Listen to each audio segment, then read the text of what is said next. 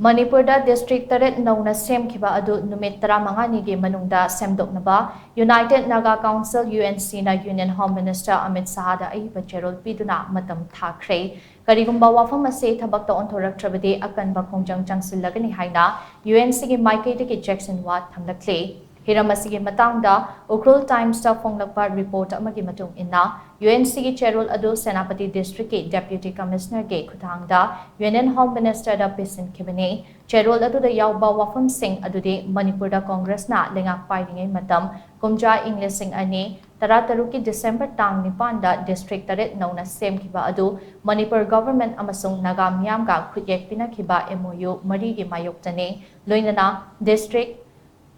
bifurcation gi khongthang asi naga singi lup yauna mari leinaba stakeholders sing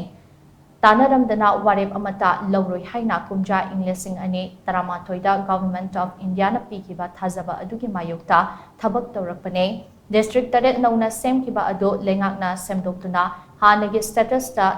thamdrabadi akanba khongjang changsinaba chahi asigi me tang Kunmapanda pangtokpa UNC Council Assembly amasung haukiba August ki tang mapanda pangtokpa Presidential Council gi mifam na warip lawalay kre hiramasi matangda UNC gi apambadi wari sana biduna ngakpigani wari sana badune adubo hanjin Thakiba wakat sing tabirakta maram na akanba khongjang changsinaba UNC na warip lawrakpane District taret Semkhiba gi wathok ase loisilabadi Manipur da tangdu leitaba fibam puratnaba hotnabada achouba mateng oigane karigumba Numit Nigi Manungda lengakna thabak paikhalaktrabadi naga miyamna hairibadi man ase fangnanaba akanba khongjang changsinaba sem sare hainasu Ukrul Times ki pau asena makhatari